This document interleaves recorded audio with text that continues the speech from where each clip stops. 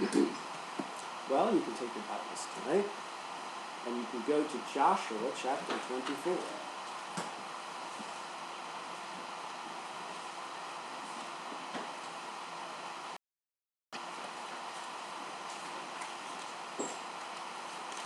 Joshua chapter 24, and tonight we're going to be looking at Joshua's call to commitment. And this record in Joshua 24 deals with Joshua's call to his people. It is at close to the very end of his life. And he calls all of the tribes of Israel together at Shechem to talk to them. And he talks about their commitment to God and to His Word as what he wanted to leave in terms of his legacy for them. In Joshua 24, verse 1, it says, "And Joshua gathered all the tribes of Israel to Shechem and called for the elders of Israel and for their heads and for their judges and for their officers. And they presented themselves before whom? Before God." That's right. Joshua was the one who made, and these heads and these elders and the tribes of Israel answered that call. And they came before God. And that's because Joshua represented God. He was the man of God. And in coming before Joshua, presenting themselves unto God. And now Joshua had the challenge of presenting them the truth of God's word, because he represented them. We're going to jump down to verse 11. And this is what he says to them. "And ye, the children of Israel, went over Jordan, and came unto Jericho. And the men of Jericho fought against you, the Amorites, and the Perizzites, and the Canaanites, and the Hittites, and the Girgashites, and the Hivites, and the Jebusites. And I delivered them into your" what? Hand. Now, did Joshua deliver them personally? No. It was God who delivered them, right? But Joshua is speaking on behalf of God. Joshua represents God. And God did many great things for Israel as they were led out of Egypt and into the Promised Land. So Joshua's taking the time leading up to what he's calling them to do to remind them of this fact. That it wasn't Israel who had won the victory, but that it was God. It's their God, it's our God who delivers. God is a God of deliverance. Verse 12. "And I sent the hornet before you, which drave them out from before you, even the 2 kings of the Amorites, but not with thy sword, nor with thy bow." God sent hornets, not military might. They didn't have to gather an army together with sword and with bow, but God sent hornets to attack the opposing armies, right? Just another example of God's deliverance. Verse 13, "And I have given you a land for which you labor, and cities which you built not, and you dwell in them. Of the vineyards and olive yards which you planted not, do you eat." Okay? So how many times in our own lives has it been the same? That God does things that we've never worked for, right? Victories and deliverance that we didn't strive for. And prosperity that we didn't earn. That's what God does for His people. And He's reminding them of that. "I have given you a land which you did not." They didn't work for it. "And cities which you built not, and yet you dwell in them." They didn't even have to build the places they were living in. God just gave them to those people, to the children of Israel. Gave them whole cities to live in. They didn't have to build them. "Of the vineyards and olive yards which you planted not, do you eat." So they got to eat of gardens and of vineyards and of things that they didn't farm or work for. God just provided for them. And that's what God does for us. Verse 14. So after telling children of Israel, reminding them what God's done for them, Joshua reminds them of their responsibility to God.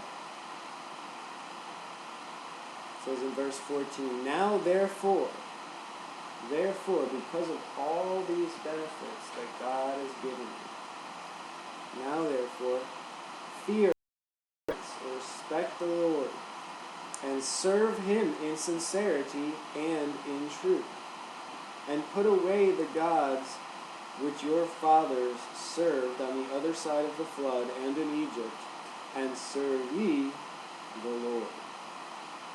And that word Lord there is the word Jehovah, or God in relationship to that which he created. Joshua implores them to keep the one true God first in their lives. So forget about the gods that they had on the other side of Egypt, the Egyptian gods that they were once accustomed to. And anything that you put before God on the importance scale is an idol of one sort or another. So if there's anything in your life that you put before God, whether it's professional power or social position or fame or any of those things that the world chases, to God it's an idol. It's something before him. It's something more important in those people's hearts than God is to them. And these are idols more so to people today than any Egyptian sun god or anything. That's what's most important. And so Joshua's imploring them and reminding them that it was God who did these things, and therefore that they should serve him in sincerity and in truth. Because look at what all the stuff that God's done for you, right? Verse 15. And if it seem evil unto you to serve the Lord, choose you this day whom you will serve, whether the gods of your fathers served that were on the other side of the flood, or the gods of the Amorites in whose land you dwell. But as for me and my house, we will serve who? The Lord.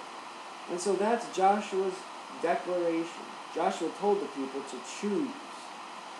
They get a choice, right? And we all get a choice. Everyone gets a choice.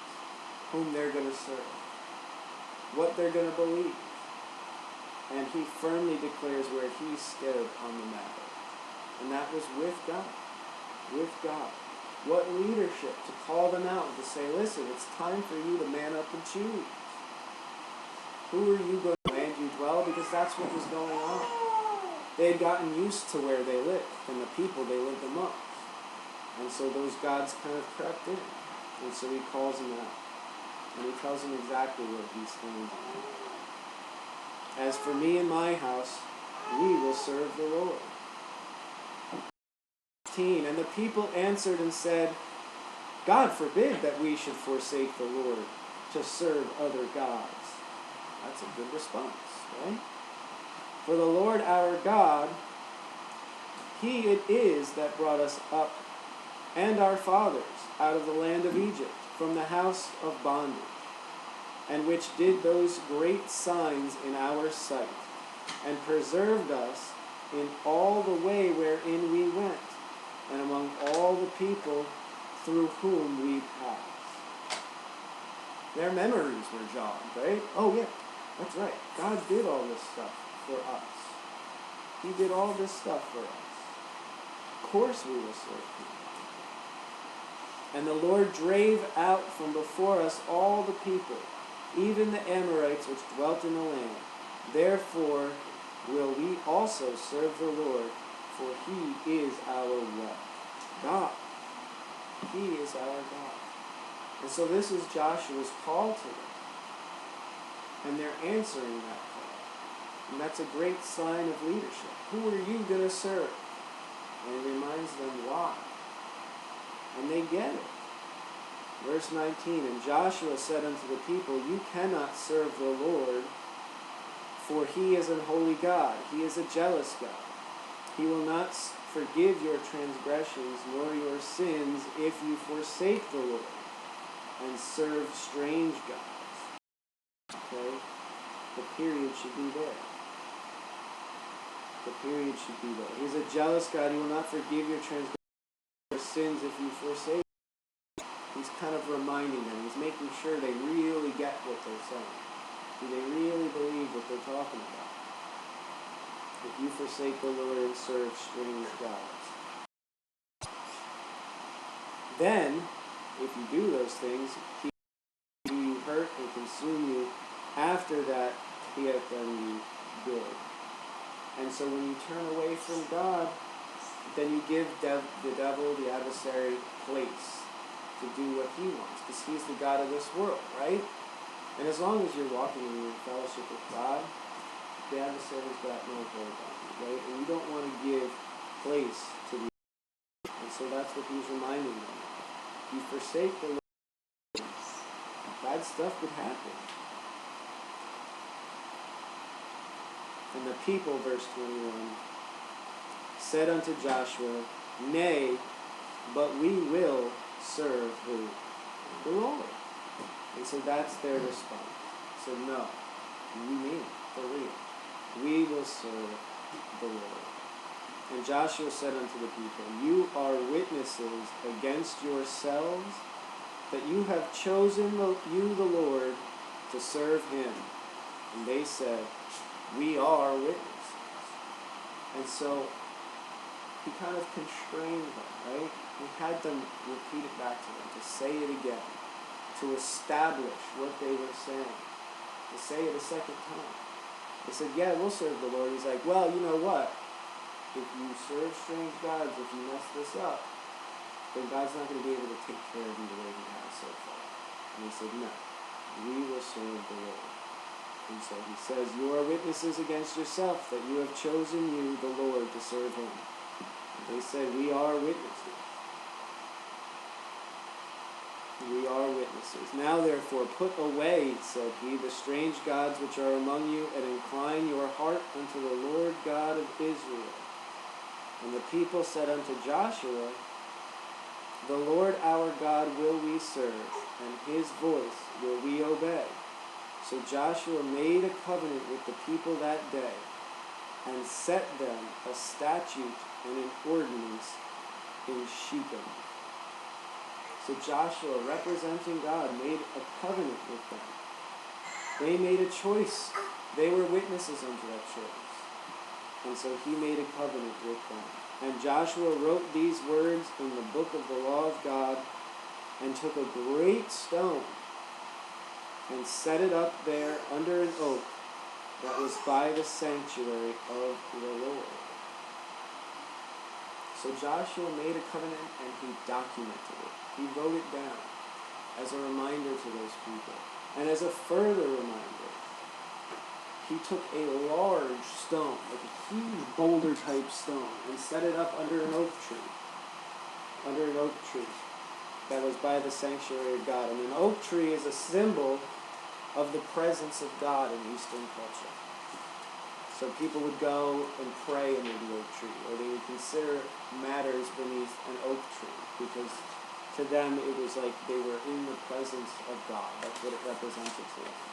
And so he sets up this enormous stone, and he puts it next to God, essentially, as a symbol, as an illustration to him.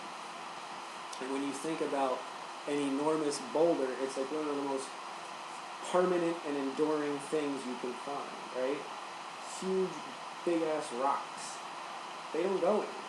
They're there forever. They outlast the trees around you. They're just giant rocks. And he found the biggest thing that he could find and set it under that oak. And it was to serve as a symbol of the commitment that they had made, as an enduring reminder to Israel that every day when they walked past and saw that big stone, they would be reminded of the covenant that they had made, of the commitment that they had made to serve God. And Joshua, verse 27, said unto all the people, Behold, this stone shall be a witness unto us For it hath heard all the words of the Lord which he spake unto us. It shall be therefore a witness unto you, lest you deny your God. So Joshua let his people depart, every man unto his what? Inheritance. Unto his inheritance.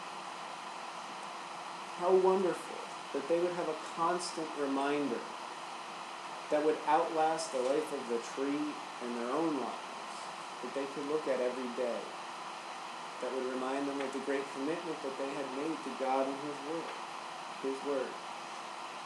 And then they went on to claim their inheritance, which God had freely provided them. He had brought them to the promised land. He had given them an out of Egypt. He had given them all these great things to enjoy, these cities that they did not build, these gardens that they did not plant. And they went out and they claimed it to live under God's protection. And we too search the Word for what God has promised us and claim it, right? It's in His Word that His promises are made.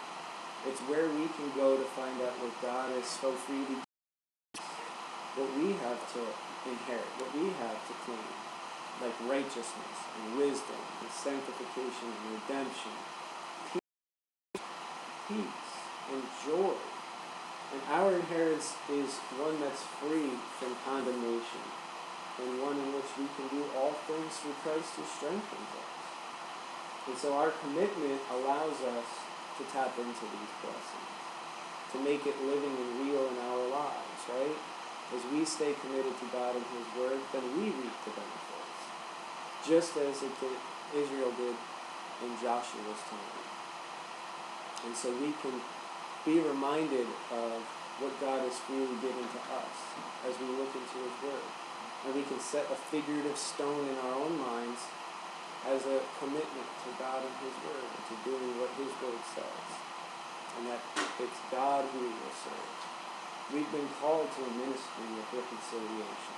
That's why we're here, is to hold forth the Word of God, to get people born again, and to bless the body of believers, and to serve God. And so, it's just a reminder of all that God's done for us, and all that we have freely available to us.